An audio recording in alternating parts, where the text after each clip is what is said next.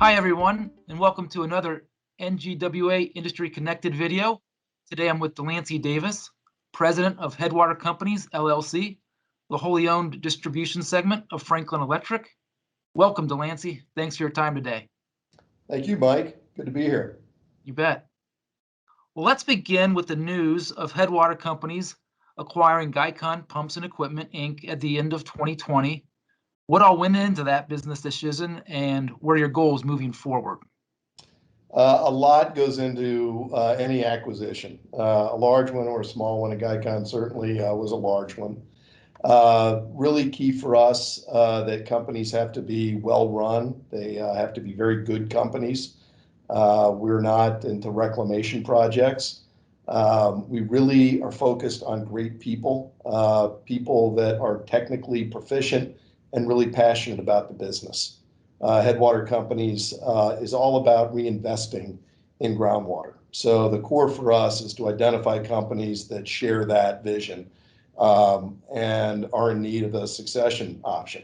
And so far, it's just been working wonderfully. So Guycon has been a great fit for us from that profile. They're also a terrific ad culturally.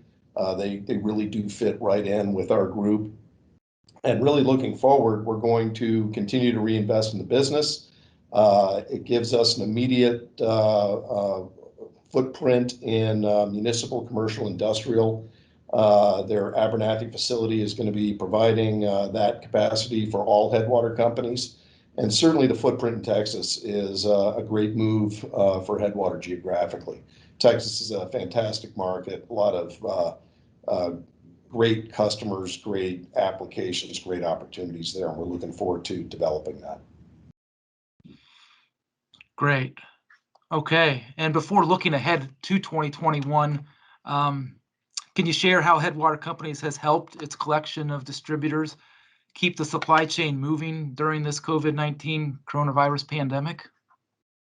Yeah, we were really, I think, more prepared than most for dealing with these pandemic conditions and the issues it presented for supply chain.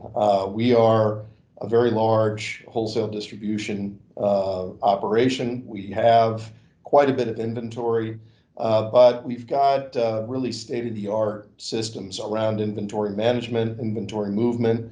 We work really closely with both our customers as well as our vendors on maintaining flow of product. We were very careful and have been very careful in working with our customers about the product they need when they need it, as opposed to just loading them up with product and making sure that we were able to provide service throughout. So from a supply chain standpoint, we certainly had some challenges. Some vendors did struggle, but fortunately we were able to support them where we could and provide adequate substitutions for customers where they weren't able to deliver. There were a number of vendors that we don't support that I really think struggled and made some decisions early on that really created some problems in the market. You hinted at the next question. Yeah, what were some of the biggest challenges that you faced and overcame during the pandemic, if you could share? Really the biggest problem was fear in general and fear of the unknown. When March, April hit last year, no one really knew what was the scope of what we were going to be dealing with, what was going to be the impact on the business. We sat down, our management team, both at Headwater as well as Franklin, and really just put in front of us, what is it that we know? What do we know here, and what should we react to? What we knew was that this appeared to be impacting people over the age of 65 at a much more devastating rate than people under 65. So we took the immediate action to send every employee over the age of 60 home. We paid everybody, but we just immediately sent them home and told them to quarantine until we could figure out what was going on. The other thing we knew in talking with our customers was that everyone was busy. Everyone had a big backlog. Business conditions were very strong, and wherever we were allowed to conduct business, meaning there wasn't, a government mandate from any of the states that was impacting us, that our customer base was busy.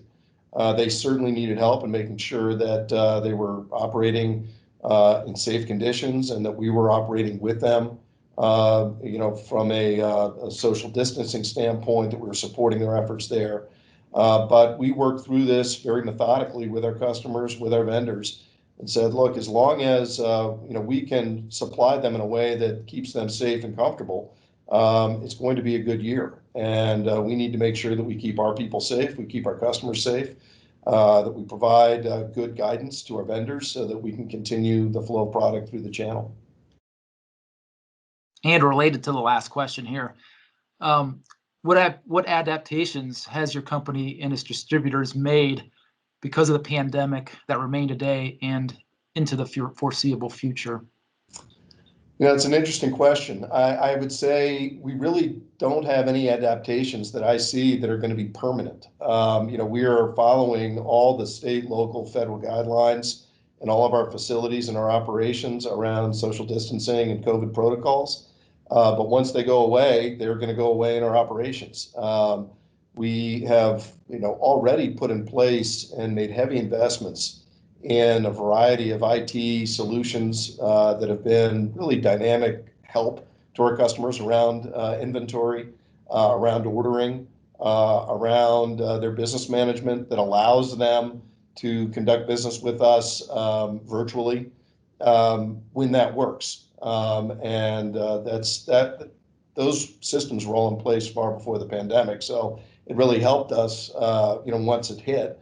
People were able to deal with us any way they chose, online, via the telephone, through apps, a variety of different things. So, and we'll continue investing in those technologies. Okay. And what have you personally learned about conducting business virtually in 2020 and now into 2021? And curious, have you leaned on any specific resources to help you? Well, I think, we saw that we can conduct meetings virtually. Depending on how you want to define business, I don't think virtual works for our business. At the end of the day, this is a people business. We and our customers, they need to see, touch, feel, believe in products that they're going to be putting in the ground or into various systems and applications. We can train, but training is really difficult to do on a lot of systems virtually. Our customers are structured in many different ways. There's large companies that have the capacity to do what you and I are doing and sit in an office and talk virtually. There are other companies that, they're 1, 2, 3-man operations, and they're busy and they're out there and their time is precious, and they can't sit down and take an hour and a half to go into detail and look and read. They need someone out there that can work through it with them. So conducting business virtually, I think, is people will do what they have to do in a pinch to get by. But I think long term, our business isn't really going to change from that fundamental aspect. That's I think that the technologies, whether it's Zoom or Microsoft Teams or WebEx or YouTube, all of these technologies are great. They've been really helpful. I think people use them a lot when they're troubleshooting. I think you're going to see continued investment in that. But in terms of the actual conducting of business, I think that we're never going to get away from the need for personal contact. Right. And in your role with Headwater Companies, just curious, what does a typical workday look like for you? There is no such thing. So I'm the president of Headwater. I'm also a corporate officer of Franklin Electric. Between acquisitions, between branch visits, between customer interaction, I'm on the board of and have been on the board of many industry organizations. We've got On any given day, I could be doing all of those things in a variety of different meetings. And really, the thing that I feel most useful doing is getting out in the field and seeing what our customers are doing and what we could be doing better to support them. So, that's, unfortunately, I don't get to do that as much as I'd like to. But there's internal, external, our vendor needs. We live and die by making sure that we're taking care of our vendors and we're taking care of our customers. So there's an awful lot of interaction that happens there. We also want to make sure that we're great members of NGWA and that we're doing everything we can to support the industry. And since our industry was deemed an essential service in 2020 and into 2021, what have you heard most from Waterwell contractors in 2020 and thus far in 2021? They've been very busy.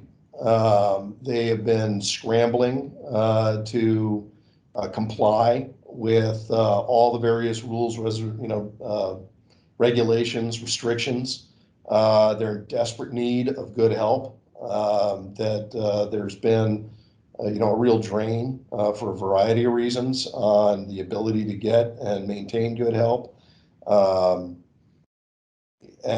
I think really they're just looking for some relief in that. Weather has been an unbelievably cooperative circumstance for us in the last 6 months. It's been a very mild winter in a lot of places, and a lot of contractors that would typically close things up in November and quiet down and work on their tools and work on their rigs don't get to do that. They're going and blowing, and so more than anything, what I hear is they just need more help.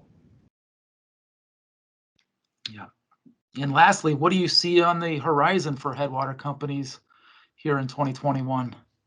Headwater will continue to grow both organically and through acquisition. Market conditions continue to be very favorable. We see continued urban migration. We see people that are moving into our core markets. They need water in, they need water out, they need water treated, they need all of the essential services that our company and our industry provides. So we really don't see much change in 2021 from 2020, other than hopefully that we get over the COVID restrictions, the COVID fears, and having to protect ourselves against any potential spread. Well, this has been informative, DeLancey. Thanks again for your time today. Appreciate it. Thank you, Mike.